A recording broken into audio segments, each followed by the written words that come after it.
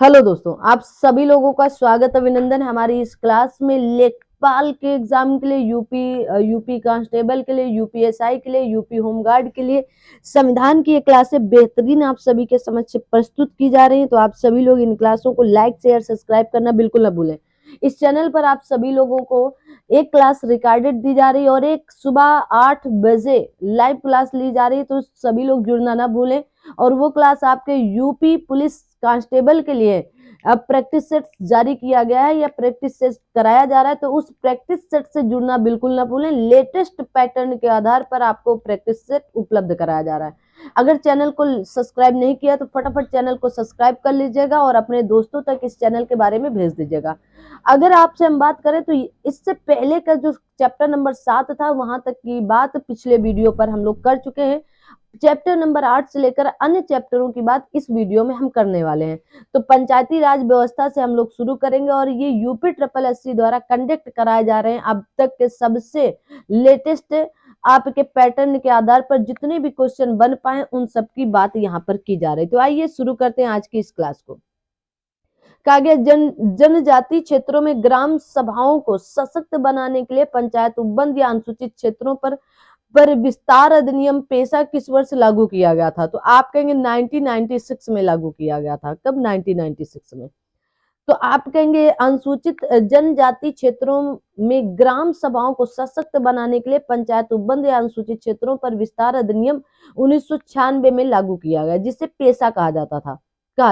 इसका उद्देश्य अनुसूचित क्षेत्रों में रहने वाले लोगों के लिए ग्राम सभाओं के माध्यम में स्वशासन सुनिश्चित करना था। आगे आते हैं और अगले प्रश्न की तरफ बढ़ेंगे। कहा गया केंद्र सरकार द्वारा निष्पादन अनुदान योजना के अनुसार पंचायतों को प्रदान किए जाने वाले वित्त पोषण का धार्मिक उद्देश्य क्या है?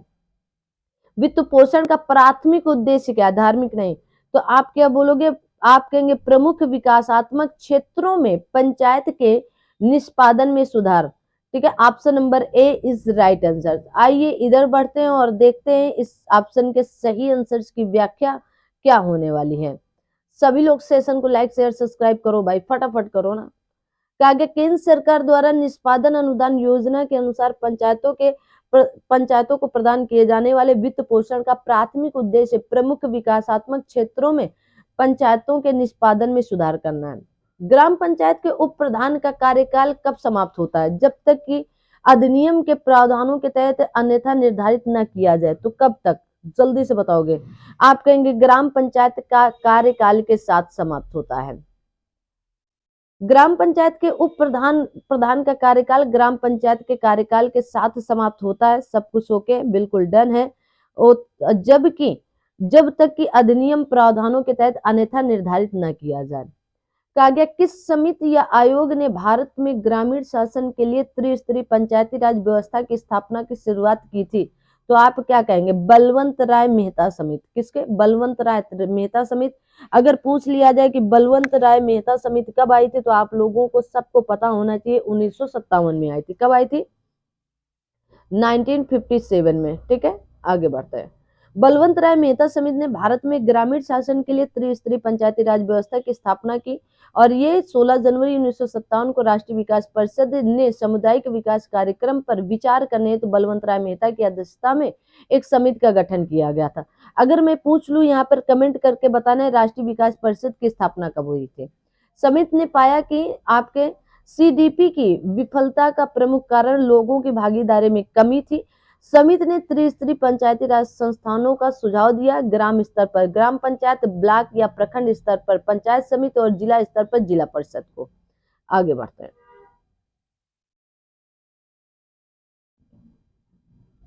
अगला क्वेश्चन। कहा गया पंचायती राज संस्थानों में अध्यक्षों की सीटों और कार्यालयों पर अन्य पिछड़े वर्गों के लिए आरक्षण अधिकतम कितने परसेंट तक का है? तो आप क्या बोलोगे? 27%। कितना? 27%। कहा गया पंचायती राज संस्थानों में अध्यक्षों की सीटों और कार्यालयों पर अन्य पिछड़े वर्गों या ओबीसी के लिए आरक्षण अधिकतम 27% सीमा के अधीन है। या आरक्षण विशिष्ट राज्य या केंद्र शासित प्रदेश को ओबीसी आबादी के अनुपात में बनाया गया है ताकि यह सुनिश्चित हो सके कि एससी और एसटी और ओबीसी के कुल आरक्षण 50% से अधिक ना हो। निम्नलिखित में से कौन सा आदर्श पंचायत नागरिक चार्टर का प्राथमिक कार्य नहीं है? तो कौन सा नहीं है, ये पूछा गया है। तो आप कहेंगे पंचायतों को राज्य विधानमंडल द्वारा अनुमत करों से परे अतिरिक्त कर लगाने की शक्ति प्रदान की गई। ये बात पूरी तरह से गलत है, बाकी सब सही है। आगे आते हैं। कहा गया उपयुक्त दिए विकल्पों में से पंचायतों को राज्य विधानमंडल द्वारा अनुमत करों से परे अतिरिक्त कर लगाने की शक्ति प्रदान करना ये आदर्श पंचायत या नागरिक चार्टर का प्राथमिक कार्य नहीं है, जबकि अन्य ABCD आदर्श पंचायत नागरिक चार्टर का प्राथमिक कार्य है। कहा गया राज्य वित्त आयोग निम्नलिखित में से किनके बीच वित्तीय संसाधनों के वितरण की सिफारिश करने के लिए उत्तरदायी होती है? तो किसके लिए उत्तरदायी होगी? आप कहेंगे राज्य सरकार और स्थानीय निकाय जैसे पंचायतों के लिए। इंपॉर्टेंट क्वेश्चन है, लगा के रखो भाई, लगा के रखो। कोई यहाँ पर आप लोग तितर बितर ना करें प्रश्न पर, नहीं तो प्रश्न धोखे से भी छूट गया है या मिस हो गया ना, तो बस आप देखते रह जाओगे टुकुर टुकुर। राज्य वित्त आयोग किस आर्टिकल में, ये भी आप कमेंट करके हमें बताएंगे। राज्य सरकार और स्थानीय निकाय जैसे पंचायतों के बीच वित्तीय संसाधनों के वितरण की सिफारिश के लिए उत्तरदायी है। यह संविधान के अनुच्छेद 243 आई के तहत राज्य सरकारों द्वारा गठित एक संवैधानिक निकाय है। राज्य वित्त आयोग सरकार द्वारा लगाए जाने वाले करों, शुल्क और अन्य राजस्व की राज्य और स्थानीय निकायों के बीच कैसे वितरण किया जाए, इसकी सिफारिश करता है। कहा गया संविधान के अनुच्छेद 280 के सब आर्टिकल 3 खा के अनुसार पंचायतों के संसाधनों की अनुपूर्ति के लिए राज्य की संचित निधि के संवर्धन हेतु राष्ट्रपति को सिफारिश करने के लिए कौन उत्तरदायी होता है? Question number 93। तो आप कहेंगे केंद्रीय वित्त आयोग उत्तरदायी होता है। आर्टिकल नंबर 280 से ही आपको समझ जाना चाहिए था। संविधान के अनुच्छेद 280 के सब आर्टिकल 3 खा के अनुसार पंचायतों के संसाधनों की अनुपूर्ति के लिए राज्य की संचित निधि के संवर्धन हेतु राष्ट्रपति की सिफारिश करने के लिए केंद्रीय वित्त आयोग उत्तरदायी होता है। कहा गया भारतीय संविधान के अनुच्छेद 243 जे के अनुसार राज्य विधानमंडल पंचायती राज शासन के किस पहलू को विनियमित करता है? किस पहलू को विनियमित करता है? तो क्या बोलोगे, किस पहलू को? तो आप कहेंगे पंचायत खातों का रख रखाव और लेखा परीक्षा करना। आगे बढ़ते हैं। कैसे बड़े बड़े क्वेश्चन है। हाँ तो भाई, इतना बड़ा बड़ा क्वेश्चन आपने देखा है कभी? भारतीय संविधान के अनुच्छेद 243 जे के अनुसार राज्य विधानमंडल पंचायती राज शासन के पंचायत खातों का रख रखाव और लेखा परीक्षा को विनियमित कर सकता है। संविधान में यह प्रावधान किया गया है कि राज्य विधानमंडल का कानून द्वारा पंचायतों के खातों के रख रखाव और ऐसे खातों की लेखा परीक्षा के लिए प्रावधान कर सकता है। कहा कि यदि जिला परिषद किसी ग्राम पंचायत के बजट को संशोधन के लिए लौटा दे तो क्या होगा? अगर लौटा दे तो क्या हो सकता है? तो क्या बोलोगे? आप कहेंगे यहाँ पर कि ग्राम पंचायत को निर्धारित समय के भीतर बजट को संशोधित करके पुनः प्रस्तुत करना होगा। Option number D is right answer. कहा कि यदि जिला परिषद किसी ग्राम पंचायत के बजट को संशोधन के लिए लौटा दे तो ग्राम पंचायत को निर्धारित समय के भीतर बजट को संशोधित करके पुनः प्रस्तुत करना होगा। इंपॉर्टेंट है।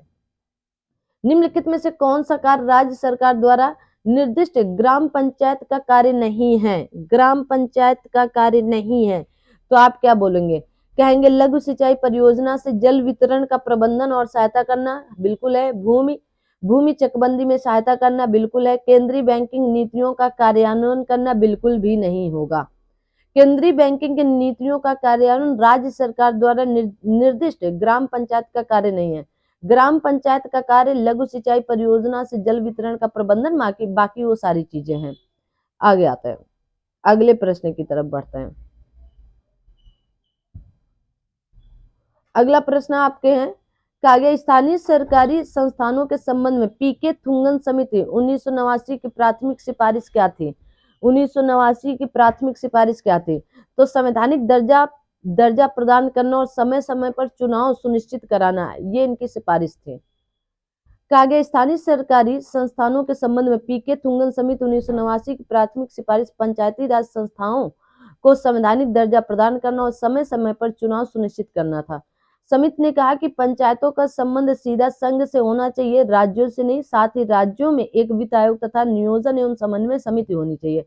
तत्कालीन प्रधानमंत्री राजीव गांधी ने पंचायतों के सुधार हेतु सिंघवी और थुंगन समिति के आधार पर 64वां संविधान संशोधन लोकसभा में प्रस्तुत किया और राज्यसभा में आपके नामंजूर कर दिया गया था। कहा गया भारतीय संविधान की कौन सी अनुसूची उन 29 विषयों का सूचीबद्ध करती है जिन्हें पंचायती राज संस्थानों को हस्तांतरित करती है?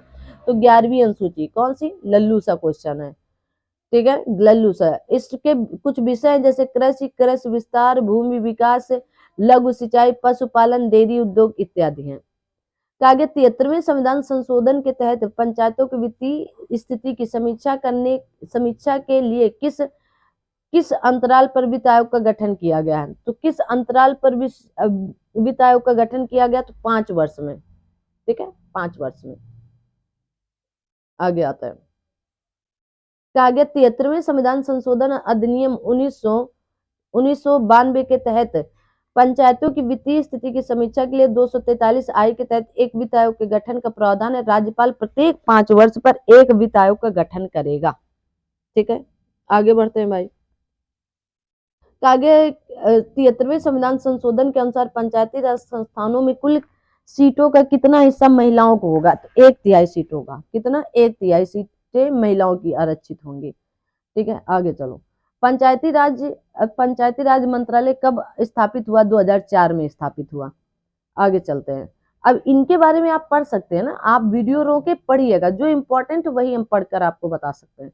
73वें संविधान संशोधन अधिनियम 1992 ने निम्नलिखित में से किस संवैधानिक दर्जा दिया था? तो आप क्या बोलोगे? पंचायती राज संस्थानों को। किसको दिया गया था? पंचायती राज संस्थानों को।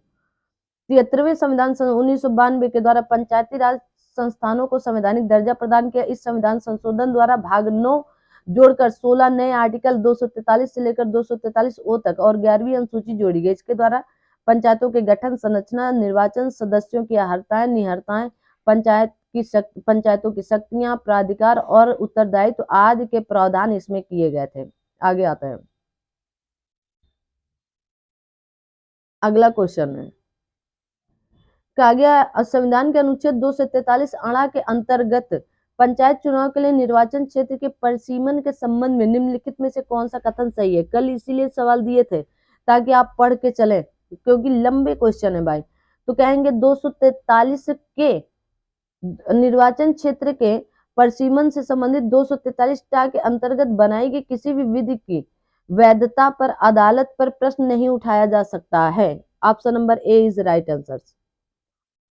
कहा गया संविधान के अनुच्छेद 243 अणा के अंतर्गत पंचायत चुनाव के लिए निर्वाचन क्षेत्रों में परिसीमन के संबंध में अनुच्छेद 243 के अधीन बनाई गई कोई भी विधि जो निर्वाचन क्षेत्रों के परिसीमन या ऐसे निर्वाचन क्षेत्रों को स्थानों के आवंटन से संबंधित है, किसी न्यायालय में प्रश्न नहीं की जाएगी। कहा गया उत्तर प्रदेश पंचायती राज संस्थानों को 12वें वित्त आयोग का अनुदान किस समय अवधि को कवर करने के लिए है? तो 2005 से लेकर 2010 तक है। 2025 में पूछा गया क्वेश्चन है और इसके अध्यक्ष डॉक्टर सी रंगराजन जी थे। कहा गया स्वतंत्रता के बाद भारत में पंचायती राज व्यवस्था सबसे पहले किस राज्य में लागू की गई थी? स्वतंत्रता के बाद तो आप कहेंगे राजस्थान नागौर से लागू की गई थी। आ जाओ भाई।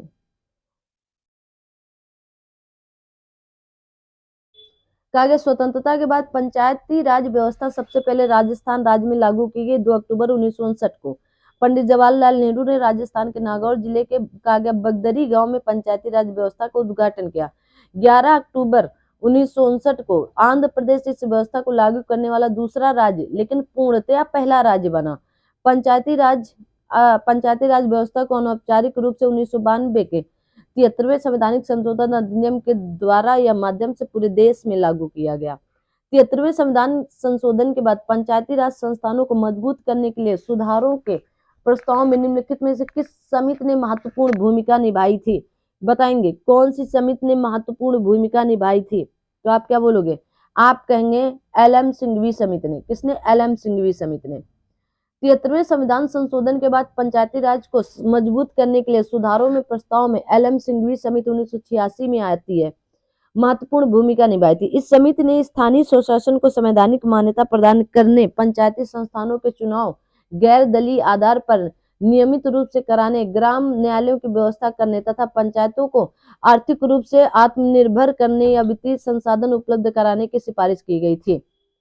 चलिए आगे बढ़ते हैं। अगला क्वेश्चन कहा गया, भारतीय संविधान के अनुच्छेद 243 बी के अनुसार कोई राज्य किसी स्थिति में मध्यवर्ती स्तर पर पंचायतों का गठन नहीं करने का विकल्प चुन सकता है। कैसे? तो आप कहेंगे यदि राज्य की जनसंख्या 20 लाख से अधिक नहीं है तो, ठीक है, याद कर लो 20 लाख होनी चाहिए। ठीक है, आगे आते हैं। कहा गया भारतीय संविधान के अनुच्छेद 243 बी के अनुसार राज्य की जनसंख्या 20 लाख से अधिक नहीं है तो राज्य मध्यवर्ती स्तर पर पंचायतों का गठन करने का विकल्प चुन सकता है। इस अनुच्छेद के अनुसार प्रत्येक राज्य में ग्राम स्तर पर ग्राम पंचायत, मध्यवर्ती स्तर पर क्षेत्र पंचायत, जिला स्तर पर जिला पंचायत के गठन का प्रावधान। लेकिन अनुच्छेद 243 भी भारत में त्रिस्तरीय पंचायती राज व्यवस्था का प्रावधान बता रही है। गांव में आत्मनिर्भर बुनियादी ढांचे की प्रगति की निगरानी किस स्तर पर की जाती है? तो बताएंगे किस स्तर पर? आप कहेंगे उच्च स्तरीय समिति के माध्यम से राज्य और जिला स्तर पर। Option number B is right. रट लीजिएगा भाई, वेट नहीं करिएगा कि अरे याद करेंगे कि नहीं करेंगे। भारतीय संविधान का कौन सा अनुच्छेद गांव, मध्यवर्ती और जिला स्तर पर पंचायतों की स्थापना करता है? अभी बताया गया आर्टिकल नंबर 243 बी होगा। ठीक है, वही बात यहाँ पर लिखी गई है। आगे बढ़ते हैं। भारतीय संविधान के किस भाग के अंतर्गत पंचायतों के लिए प्रावधान शामिल किया गया है? तो भाग पूछा गया है तो कहाँ पर 6, 8, 12 या 9, किस भाग में देंगे आप सभी लोग उत्तर? तो आप क्या कहेंगे? भाग नंबर 9 पर। कहाँ पर? भाग नंबर 9 के अंतर्गत। ठीक है ना, फटाफट जुड़ते चलो। चलिए आगे आते हैं भाग नंबर 9 पर। आगे देखो,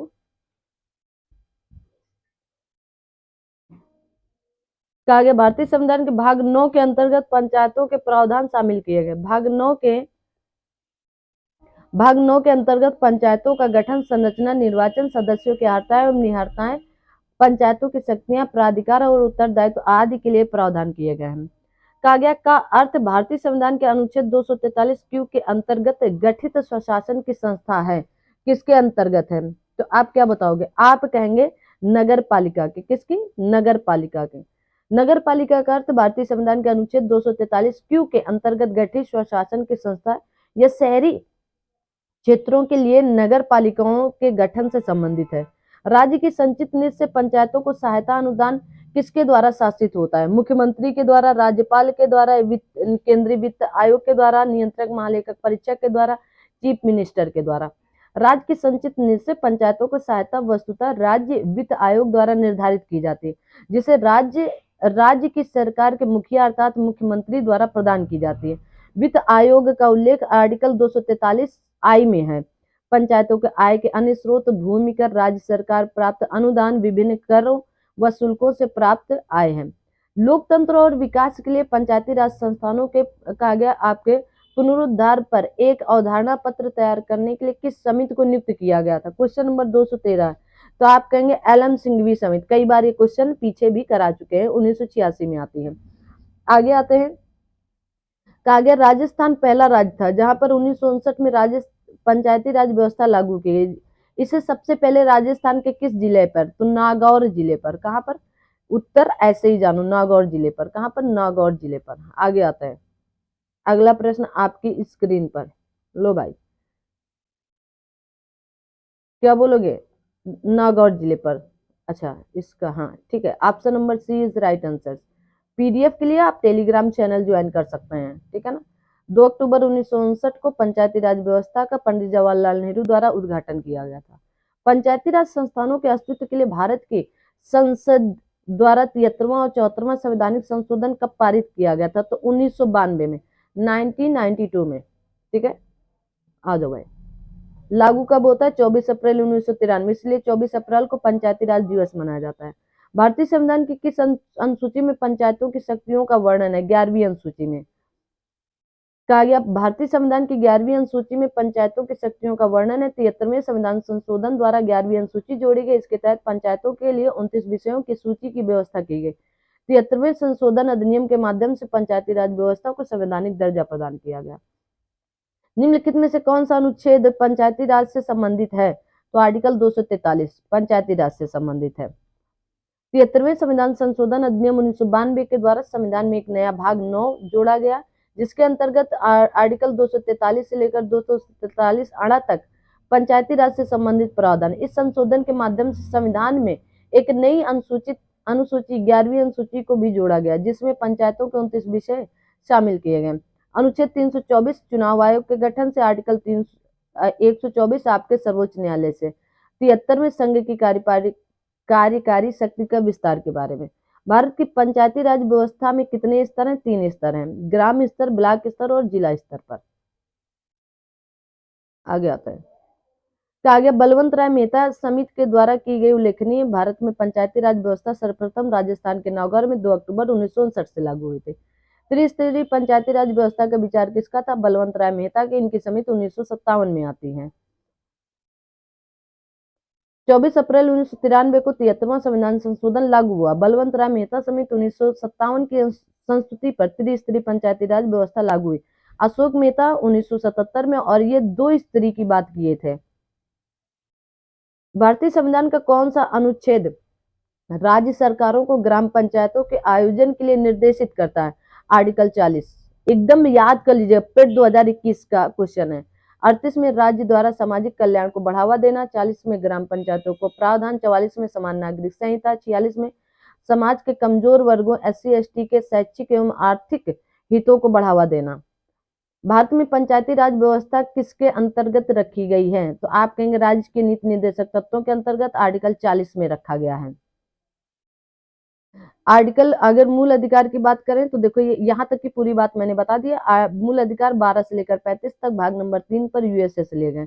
राज्य के नीति निर्देशक तत्व 36 से लेकर 51 तक भाग नंबर 4 में, और इनकी बात आयरलैंड से ली गई। भाग नंबर 4 का में मूल कर्तव्य आर्टिकल नंबर 51 का में रखा गया, और ये मूल कर्तव्य आपके रूस से लिए गए। कहाँ? सोवियत संघ रूस से लिए गए थे। निम्नलिखित में से कौन ग्राम पंचायत के सर्वप्रथम महिला सरपंच बनी थी? तो आप कहेंगे छवि राजावत जी हैं। छवि राजावत राजस्थान राज्य के टोंक जिले के सोडा गांव की सरपंच है। इन्होंने 2010 में चुनाव लड़ा और सरपंच बनी, और 2013 में नव स्थापित भारतीय महिला बैंक के, आगे आते हैं,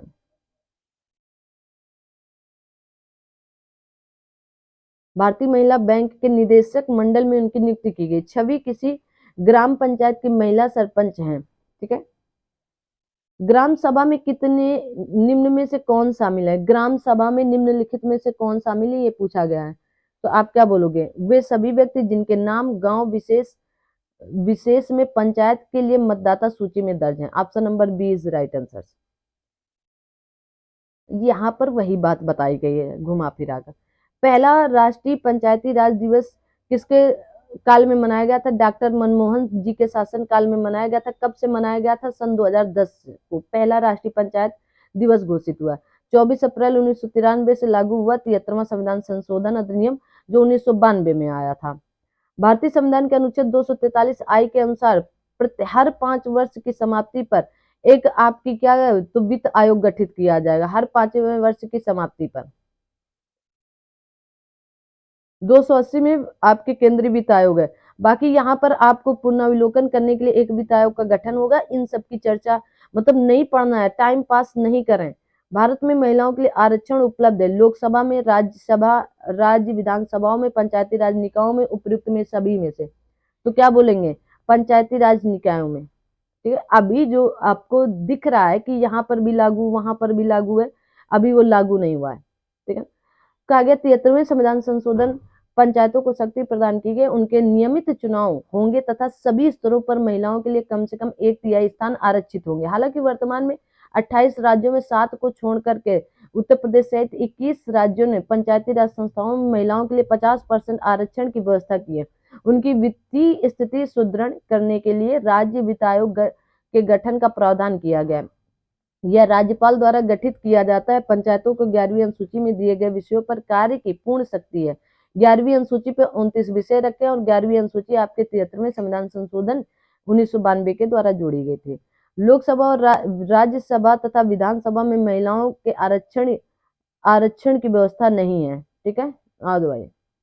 कहा गया भारत में पंचायती राज स्थापित करने वाले प्रथम दो राज्य कौन थे? तो राजस्थान और आंध्र प्रदेश थे।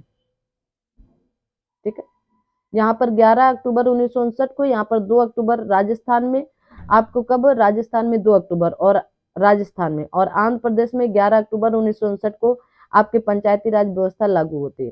किस राज्य में पंचायती राज प्रणाली नहीं है? तो आप कहेंगे नागालैंड में नहीं है। कहाँ पर? नागालैंड में। यूडीएलडीए में पूछा गया था। कहा गया नागालैंड, मेघालय, मिजोरम तथा अन्य कुछ विशेष क्षेत्रों पर पंचायती राज प्रणाली लागू नहीं है। पंचायती राज 73वें संविधान संशोधन अधिनियम 1992 के तहत संविधान के 11वीं अनुसूची में जोड़ा गया। इसमें पंचायती राज संबंधी प्रावधान शामिल है। ये अनुच्छेद संविधान के भाग 9 के तहत आर्टिकल 243 से लेकर 243 का से लेकर 243 अणा तक है। भारत में पंचायती राज की त्रिस्तरीय व्यवस्था का अनुमोदन किस समिति के द्वारा किया गया? तो बलवंत राय मेहता समिति के द्वारा 1957 में इनकी समिति आती है।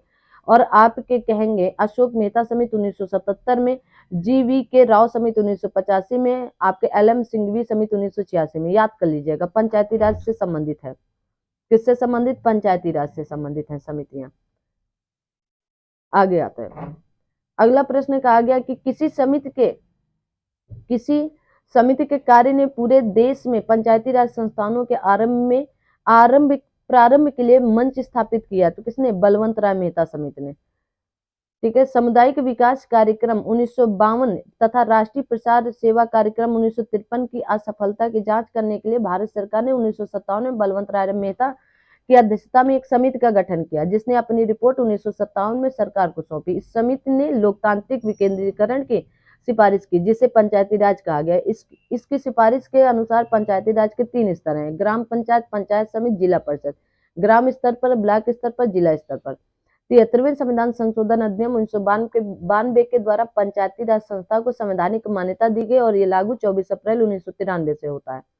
किसी ग्राम पंचायत द्वारा उप प्रधान को पद से हटाने के लिए कम से कम कितने पंचायत सदस्यों का समर्थन आवश्यक होता है? बताओ कि कितने लोगों का आवश्यक होगा? तो आप कहेंगे 2/3, 2/3 सदस्यों का। ग्राम पंचायत द्वारा उप प्रधान को उसके पद से हटाने के लिए ग्राम सभा की कुल सदस्य संख्याओं में से कम 2/3 सदस्य के समर्थन की आवश्यकता पड़ती है। यह प्रस्ताव जिला पंचायत राज्य अधिकारी को भेजा जाता है। अविश्वास प्रस्ताव 1 वर्ष का कार्यकाल पूरा होने के पश्चात ही प्रस्तावित होता है। यदि एक बार प्रस्ताव निरस्त हो गया तो दोबारा ऐसा प्रस्ताव 1 वर्ष तक नहीं लाया जा सकता है। निम्न में से कौन पंचायती राज संस्था नहीं है?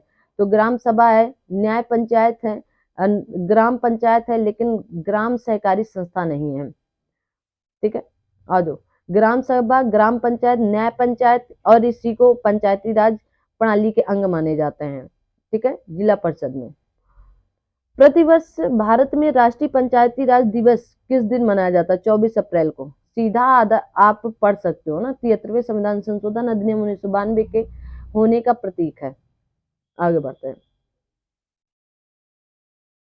कहा गया, हाँ वही चीज है ना, 1993, 24 अप्रैल 1993 से लगती है, तो राजनीतिक शक्ति के विकेंद्रीकरण के इतिहास को बताता है। यह दिन संविधान के 73वें संविधान संशोधन अधिनियम 1992 के लागू होने का प्रतीक है। भारतीय संविधान के अनुच्छेद 243 बा के अधीन गठित ग्रामीण क्षेत्रों के लिए स्वास्थ्य सरकार की संस्था कौन सी है? तो पंचायत है। कौन सी है? पंचायत है। भाग 9 में पंचायतों के गठन, संरचना, शक्तियां, प्राधिकार एवं उत्तरदायित्व से संबंधित प्रावधान है। 243 आ में ग्राम सभा के गठन का वर्णन, 243 बा के अधीन कहा गया गठित ग्रामीण क्षेत्रों के लिए स्वास्थ्य सरकार की संस्था ग्राम पंचायत होती है। ग्राम पंचायत तंत्र के 3 स्तर होते हैं। कौन कौन से स्तर होते हैं? तो ब्लॉक स्तर का कौन सा स्तर होगा? तो पंचायत समिति। ठीक है, जिला स्तर का जिला समिति, और ग्राम सभा का ग्राम पंचायत, ग्राम पंचायत का ग्राम समिति। ठीक है ना, ग्राम सभा, ब्लॉक स्तर पर पंचायत समिति, ग्राम स्तर पर ग्राम सभा और जिला स्तर पर जिला समिति। ठीक है, आ जाओ भाई। भारतीय संविधान में पंचायती राज प्रणाली को वर्ष में संशोधित किया गया था। 73वें संविधान संशोधन अधिनियम 1992 के द्वारा लागू 24 अप्रैल 1993 से होता है। 2 अक्टूबर 1900 में भारत के प्रथम प्रधानमंत्री पंडित जवाहरलाल नेहरू द्वारा राजस्थान के नागौर जिले से प्रारंभ किया गया था। ठीक है, इसके द्वारा आप कहेंगे 11वीं अनुसूची भाग नंबर 9 और 243 का से लेकर 243 अणा तक इसमें अनुच्छेद जोड़े गए। इनमें से कौन सा भारत में पंचायती राज की 3 स्तरीय प्रणाली में एक स्तर नहीं है? ग्राम पंचायत है, जिला परिषद है, पंचायत समिति, लेकिन नगर परिषद नहीं होगी। आगे अब आप समझ गए होंगे। पंचायत की त्रिस्तरीय प्रणाली, नगर परिषद को सम्मिलित नहीं किया जाता। ये आपके भाग नंबर 9 का के अंतर्गत नगर पालिका से संबंधित होगा। आगे आते हैं।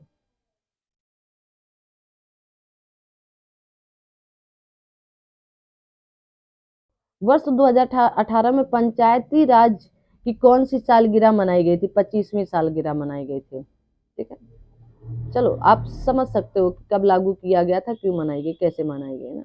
1992 में संसद द्वारा पारित निम्नलिखित में से कौन सा संविधान संशोधन ग्रामीण स्थानीय सरकारों, जिन्हें पंचायती राज संस्था के रूप में भी जाना जाता है, के बारे में? तो 73वां संविधान संशोधन अधिनियम। कौन सा? 73वां। ठीक है, आर्टिकल बता दिया, सूची बता दी, अनुसूची बता दी, विषय बता दिया, सब कुछ बता दिया। अब आपको स्किप करना है, पढ़ना वही है जितना क्वेश्चन पूछा जाए। 73वें संविधान संशोधन 1992 के द्वारा भारतीय संविधान में शीर्षक से एक कहा गया परिच्छेद 9 जोड़ा गया, जो आपके अनुच्छेद 243 से लेकर 243 ओ के प्रावधान कवर करता है। तो पंचायत से संबंधित, किससे? पंचायत से संबंधित। अब आता है संविधान संशोधन, कॉन्स्टिट्यूशनल अमेंडमेंट।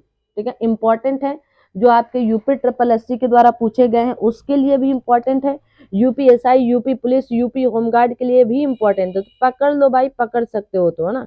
जितना आप पकड़ सकते हो उतना पकड़ के रखिएगा, फटाफट आ जाओ भाई। तो पहला क्वेश्चन, भारतीय संविधान के किस संशोधन ने लोकसभा और विधानसभा दोनों में एंग्लो इंडियन के नामांकन को समाप्त कर दिया है? तो कौन सा अनुच्छेद होगा? क्या बोलोगे? 101वां तो जीएसटी है, 100वां बांग्लादेश से संबंधित है, लेकिन 2019 में नहीं आया था। आगे आते हैं, आप कहेंगे 104वां संविधान संशोधन अधिनियम 2019 में आया था। भारतीय संविधान के अनुच्छेद 104वें संविधान संशोधन 2019 द्वारा लोकसभा एवं विधानसभाओं में एंग्लो इंडियन के नामांकन को समाप्त कर दिया। अनुसूचित जातियों एवं अनुसूचित जनजातियों के आरक्षण को 10 वर्ष के लिए बढ़ा दिया गया। संविधान के संशोधन के जरिए भारत में आर्थिक आरक्षण पारित किया गया था। तो 103वें संविधान संशोधन के द्वारा 10% आरक्षण, है ना, कहा गया है। 103वें संविधान संशोधन आर्थिक आरक्षण का प्रावधान किया गया। इस अधिनियम में उच्च वर्ग के गरीब लोगों को सरकारी नौकरी और शिक्षा क्षेत्र में 10% आरक्षण 14 जनवरी 2019 से लागू किया। सर्वप्रथम गुजरात राज्य में इसे लागू किया गया, ये इंपॉर्टेंट है। कहा गया किस वर्ष में संविधान का संशोधन सर्वप्रथम किया गया था? तो 1951 में पहला संविधान संशोधन अधिनियम आया था, 1951 में। कहा गया सामाजिक और आर्थिक रूप से पिछड़े वर्गों की उन्नति के लिए विशेष उपबंध बनाने हेतु राज्यों को शक्ति प्रदान की गई। कानून की रक्षा के लिए संपत्ति अधिग्रहण आदि की व्यवस्था की गई। इस संशोधन द्वारा नवी अनुसूची जोड़ी गई तथा भूमि सुधार एवं न्यायिक समीक्षा से जुड़े अन्य कानूनों को नवी अनुसूची में रखा गया। आगे, भारतीय संविधान के अनुच्छेद 368 का प्रावधान किससे है? तो आप कहेंगे संविधान संशोधन प्रक्रिया से है। भाग नंबर 20 में इनकी चर्चा की गई। कहां पर? भाग नंबर 20 में इनकी क्या की गई है? तो चर्चा की गई है। ठीक है, आ जाओ भाई, आगे बढ़ते हैं। हाँ, चलिए। कहा गया मूल अधिकार सहित संविधान के किसी भी भाग में संशोधन करके संविधान के आधारभूत ढांचे में संशोधन नहीं कर सकता है। केशवानंद भारती बनाम केरल राज्य, यह प्रक्रिया दक्षिण अफ्रीका के संविधान से ग्रहण की गई थी। संविधान का अनुच्छेद, संविधान के निम्न में से कौन सा संशोधन केंद्र तथा राज्य में मंत्रिपरिषद के मंत्रियों की अधिकतम संख्या सीमित करी है? तो कौन सा अनुच्छेद होगा? कौन से? जल्दी से बताओगे भाई। क्वेश्चन नंबर 2 से 45 का सही आंसर क्या होगा? आप क्या बोलेंगे? आप कहेंगे 91वां संविधान संशोधन अधिनियम के द्वारा। आगे आता है, सेशन को लाइक शेयर सब्सक्राइब करें।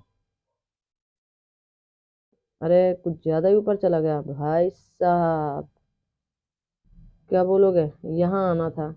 91वां संविधान संशोधन 2003 द्वारा प्राविधिक किया गया कि केंद्र तथा राज्य में मंत्रिपरिषद के भारतीयों की संख्या सदन के कुल सदस्यों के 15% से अधिक नहीं हो सकती है। राज्य विधानसभाओं की सीटों की संख्या 40 या 40 से कम, उनके मंत्रियों की संख्या कुल सदस्यों के 12 से कम नहीं हो सकती है। क्या हो सकती है? 12 से कम नहीं होगी। ठीक है, आ जाओ भाई, आगे बढ़ते हैं। भारतीय संविधान के किस संशोधन अधिनियम में मतदान की आयु 18 से घटाकर, देखो 8 में 2 गए 6 और एक को ऐसे लिख देना। 61वें संविधान संशोधन अधिनियम 1989 के द्वारा, वैसे तो 1988 में आया था, 1989 में लागू हुआ था। ठीक है, आ जाओ भाई। ठीक है ना। आर्टिकल 326 के तहत संशोधन करके मताधिकार की न्यूनतम आयु 21 वर्ष से 18 वर्ष कर दी गई। 61वें संविधान संशोधन। 73वें और 74वें में पंचायत और नगर निकायों को संवैधानिक दर्जा। 86वें में 2002 में आया और ये शिक्षा का अधिकार है, जो आर्टिकल नंबर 21 का में जोड़ा गया, ये एक मौलिक अधिकार बन गया। संविधान का 52वां संविधान संशोधन किससे संबंधित? दल बदल विरोध से। ठीक है। 1985 में आता है, 10वीं अनुसूची जोड़ी गई और इसमें यह व्यवस्था की गई कि यदि कोई संसद सदस्य या विधानसभा सदस्य दल बदल करता है तो या कोई निर्दलीय उम्मीदवार किसी दल का सदस्य बन जाता है तो वो सदन का सदस्य होने के अयोग्य करार दिया जाएगा। और इस अधिनियम में राजनीतिक दलों के विभाजन तथा विलय के संबंध में समुचित प्रावधान किए गए। Very good. आगे, किसी नए राज्य के गठन के लिए भारतीय संविधान की किस अनुसूची में संशोधन करने की आवश्यकता होगी? तो प्रथम अनुसूची में। वहीं 28 राज्य और 8 केंद्र शासित प्रदेशों के बारे में बताया गया, जिसकी संख्या आर्टिकल 1 से लेकर 4 बताई गई है। संवैधानिक एवं गैर संवैधानिक निकाय। योजना आयोग के स्थान पर वर्तमान केंद्र सरकार के द्वारा कौन सा आयोग गठित किया गया? नीति आयोग। 1 जनवरी 2015 से इसे लाया गया। आगे बढ़ते हैं। ऐसे क्वेश्चनों के लिए कोई टाइम नहीं है, प्लीज, है ना। 15 मार्च 1950 को योजना आयोग की स्थापना की गई। योजना आयोग को समाप्त करके 1 जनवरी 2015 को मंत्रिमंडल द्वारा प्रस्ताव लाकर नीति आयोग का आगे national institute for transforming India आयोग की स्थापना की गई। ये एक परामर्शदात्री एवं कागज संविधानेतर संस्था है जो सरकार के थिंक टैंक के रूप में कार्य करेगी और उसे नीतिगत एवं निर्देशात्मक गतिशील प्रदान करेगी। नीति आयोग का अध्यक्ष प्रधानमंत्री होता है। वर्तमान में नीति आयोग के उपाध्यक्ष सुमन बेरी जी हैं। निम्न में से कौन एक संवैधानिक संस्था नहीं है? तो आप क्या कहोगे? योजना आयोग नहीं है। वित्त आयोग आर्टिकल नंबर 280 के तहत संघ और राज्य लोक सेवा आयोग की बात की जाए, आर्टिकल नंबर 315 में बात कही गई। आगे आता है। ठीक है। आर्थिक आसूचना परिषद का अध्यक्ष कौन होता है? तो वित्त आयोग, वित्त सचिव, वित्त मंत्री, प्रधानमंत्री, आरबीआई के गवर्नर। तो आप कहेंगे वित्त मंत्री होते हैं। वर्तमान में वित्त मंत्री कौन है? आर्थिक आसूचना परिषद का अध्यक्ष वित्त मंत्री होता है। केंद्रीय आर्थिक आसूचना ब्यूरो भारत की एक आसूचना एजेंसी है जो आर्थिक अपराधों एवं आर्थिक युद्धों से संबंधित सूचना एकत्र करती है। इसकी स्थापना 1985 में की गई थी। इसके अंतर्गत आर्थिक आसूचना परिषद की स्थापना वर्ष 1990 में की गई थी, जिसके अंतर्गत आर्थिक अपराधों जैसे नशीले पदार्थों का गैर कानूनी धंधा, तस्करी, विदेशी मुद्रा का उल्लंघन, जाली मुद्रा की आपूर्ति, जालसाजी, कहा गया धन शोधन इत्यादि से संबंधित सूचना और आसूचना केंद्रीय स्तर पर आदान प्रदान का समन्वय किया जाता है। इंपॉर्टेंट क्वेश्चन है तो पकड़ लीजिएगा थोड़ा सा। ठीक है ना, पकड़ लीजिएगा। आगे, नीति आयोग के अध्यक्ष कौन होते हैं? प्रधानमंत्री होते हैं। बताने की जरूरत नहीं है। 2015 में आई थी। ठीक है ना, 2015 में आई थी। आगे आते हैं। ये पॉलिटी की क्लास है। जितना आप पढ़ेंगे, जितनी बार पढ़ेंगे, कुछ ना कुछ नया देखने को आपको इन्हीं क्वेश्चनों में मिलता चलेगा ना। हम लोगों को ऐसे नहीं याद हुए, इनको पढ़े हैं, पढ़ना पड़ेगा आपको भी। ठीक है, कंप्लीट करें। अब आता है शासकीय भाषाएं, ऑफिशियल लैंग्वेज। वर्तमान में कितनी है? तो 8वीं अनुसूची के अंतर्गत 22 भाषाएं। कहा गया 92वें संविधान संशोधन अधिनियम के तहत भारत के संविधान की 8वीं अनुसूची में नहीं जोड़ी गई थी संथाली, मैथिली, बोडो, डोंगरी। तो कौन सी नहीं जोड़ी गई थी? उपयुक्त में से कोई नहीं, क्योंकि संथाली, मैथिली, बोडो, डोंगरी ये चारों जोड़ी गई थी। ठीक है ना, ये क्या कहेंगे? चारों जोड़ी गई थी 2003 द्वारा। 22 भाषाओं में बोडो, डोंगरी, संथाली, मैथिली भाषा को 92वें संविधान संशोधन के द्वारा 8वीं अनुसूची में शामिल किया गया था। निम्नलिखित में से कौन भारतीय संविधान की 8वीं अनुसूची की भाषा नहीं है? अंग्रेजी नहीं है, भोजपुरी नहीं है, राजस्थानी नहीं है। ये कुछ कुछ पूछी जाती तो याद कर लीजिएगा। कहा गया भाग नंबर 17 में अनुच्छेद 343 से लेकर 351 तक अनुच्छेद आधिकारिक भाषाओं से संबंधित है।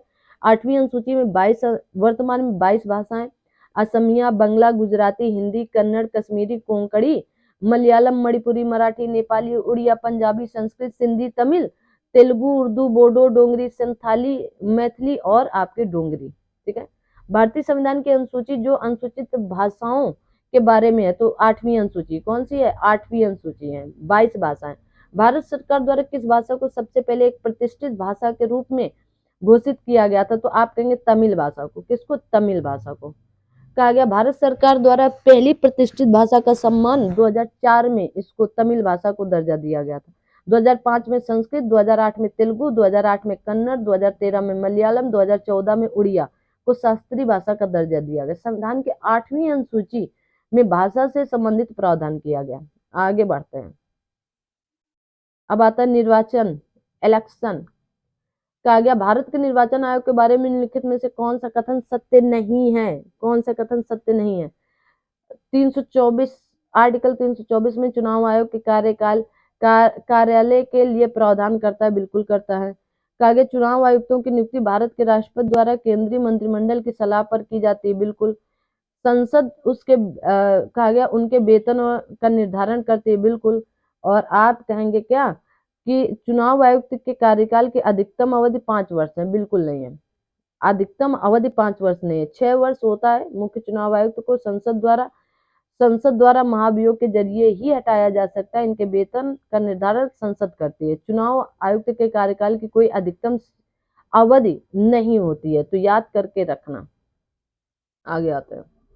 निम्न में से कौन संसद सदस्यों के अयोग्यता के संबंध में निर्णय लेता है? तो भारत के राष्ट्रपति। कौन लेंगे? भारत के राष्ट्रपति। आर्टिकल 103 के तहत संसद सदस्यों की अयोग्यता या आपके निहरता संबंधी विवाद का विनिश्चय निर्वाचन आयोग के परामर्श से भारत का राष्ट्रपति करेगा। दल बदल के संबंध में संबंधित सदन का अध्यक्ष करता है। यदि कोई राजनीतिक दल मान्यता प्राप्त राज्य राजनीतिक दल बनना चाहता है तो उसे निम्न में से क्या करना होगा? क्या क्या चीजें उसे कंप्लीट करनी होंगी? तो किसी विधानसभा या आम चुनाव में कम से कम 6% वैध वोट जीते और कम से कम 2% जीते, दो सीटें जीते, कम से कम इतना होना चाहिए। आ दो भाई, इतनी स्पीड के साथ चल रहे हैं तब भी क्लास ओवर होने में टाइम लग रहा है ना। आ दो, किसी राजनीतिक दल को राज्य स्तरीय दल के रूप में मान्यता प्राप्त करने हेतु निम्न अर्हताओं को पूर्ण करना। ध्यान से पढ़ें। दल ने राज्य की विधानसभा के लिए एक संपन्न चुनाव में कुल सीटों का 3% या 3 सीटें जो भी अधिक हो प्राप्त किया हो। लोकसभा के लिए चुनाव में दल ने राज्य के लिए निर्धारित प्रत्येक 25 लोकसभा सीटों में एक सीट पर जीत दर्ज की हो, या राज्य में लोकसभा या विधानसभा चुनाव में दल ने कुल वैध मतों का 6% प्राप्त किया हो तथा इसके अतिरिक्त उसने 1 लोकसभा और 2 विधानसभा सीटें भी प्राप्त की हो, या राज्य में लोकसभा या विधानसभा के लिए संपन्न चुनाव में दल ने कुल वैध मतों का 8% प्राप्त किया हो, कुल वैध मतों का। भारत के मुख्य निर्वाचन आयुक्त की नियुक्ति कौन करता है? तो आप कहेंगे राष्ट्रपति करते हैं। आर्टिकल 324 में कहा गया निर्वाचन आयोग के विषय में प्रावधान है। भारत के मुख्य निर्वाचन आयुक्त की नियुक्ति राष्ट्रपति करता है। मुख्य निर्वाचन आयुक्त का कार्यकाल 6 वर्ष या 65 वर्ष की आयु में जो भी पहले होता है, यह किसी भी समय त्यागपत्र दे सकता है और त्यागपत्र क्या कर सकता है? दे सकता है। ठीक है। कार्यकाल समाप्त होने से पूर्व भी पद से हटाया जा सकता है। चुनाव आचार संहिता के अनुसार चुनाव के समय किसका निषेध है? तो आप कहेंगे घृणाजनक भाषण तथा पुतला जलाना, प्रचार के लिए सरकारी मशीनरी का उपयोग, निर्वाचन अधिकारियों का स्थानांतरण, उपयुक्त सभी है। ठीक है। चुनाव को सत्यनिष्ठा ईमानदारी के साथ पूरा कराया जाना चाहिए, बल्कि ऐसा होता नहीं। भाग नंबर 15 में अनुच्छेद 324 से लेकर 329 में निर्वाचन से संबंधित उपबंध है। भारत में वोट देने की न्यूनतम आयु क्या है? तो आप कहेंगे 18 वर्ष है। कितनी है? 18 वर्ष। 61वें संविधान संशोधन के अधिनियम से आपकी वोट देने की न्यूनतम आयु 18 वर्ष निर्धारित की गई थी। पहले 21 वर्ष हुआ करती थे। आपके आर्टिकल 326 में संशोधन करें। भारत के मुख्य निर्वाचन आयुक्त की सेवानिवृत्त आयु क्या है? 65 वर्ष है। कितनी? 6 वर्ष या 65 वर्ष की आयु? 6 वर्ष या 65 वर्ष की आयु। ठीक है। आगे आता है। 6 वर्ष या 65 वर्ष की आयु में जो भी पहले हो तक पद धारण करते हैं। भारत के मुख्य निर्वाचन आयुक्त की नियुक्ति 65 वर्ष की आयु निर्धारित करती। अब आता है आपके राजनीतिक दल। किसकी बात करेंगे? राजनीतिक। चलिए, तो आज जो आपके राजनीतिक दल है इसको हम लोग यहीं पर रोकते हैं इस क्लास को, क्योंकि आज लगातार क्लासें हमारी सुबह से चल रही है ना। तो इस अगली एक क्लास और संविधान की जाएगी जिसमें पूर्णतया संविधान हम समाप्त कर देंगे, क्योंकि अभी लगभग 100 क्वेश्चन के एबव है। ठीक है ना। तो आज की क्लास थोड़ी सी छोटी है, लगभग 1 घंटे की हुई है, 1 घंटे के एबव है। लेकिन सेशन को लाइक शेयर सब्सक्राइब करेंगे तभी हम पूरा मैटर आपको देंगे, नहीं तो फ्री में क्यों पढ़ाएंगे। कम से कम इतना आप लोग करते चलें कि सेशन को लाइक कर दें, चैनल को सब्सक्राइब कर दें, और ये पीवाईक्यू है इनको अच्छे से पढ़ते चलें। थोड़ा सा 100 क्वेश्चन के आसपास और बचे तो उनको हम लोग नेक्स्ट क्लास में देख लेंगे। 1 घंटे के लगभग और क्लास होगी, मैंने सोचा था 1.5-2 घंटे में इसको समाप्त कर देंगे। लगातार बोलते बोलते सुबह से 8 बजे से लगातार क्लासेस चल रही, तो इस वजह से, और इस वजह से थोड़ा सा थकान भी है, तो अगर ज्यादा बोलेंगे तो फिर तबीयत भी खराब हो सकती है, तो आपकी क्लासें अगर रुक जाएंगी तो क्या मतलब है। तो इसलिए आज की क्लास यहीं रखते हैं, और आप सभी लोग सेशन को लाइक शेयर सब्सक्राइब करें, चैनल को ज्यादा से ज्यादा लोगों तक पहुंचाते चले। Thank you so much. और यूपी पुलिस की क्लास को ज्वाइन करना सुबह ना भूलें। यूपी पुलिस की क्लास सुबह 8 AM पर लाइव प्रैक्टिस सेट चल रहा है, आपका प्रैक्टिस सेट है ना, तो आपके प्रैक्टिस सेट से सीधा क्वेश्चन देखने को मिल सकते हैं, इसलिए इसको देखना बिल्कुल ना भूलें। चलिएगा, थैंक यू सो मच।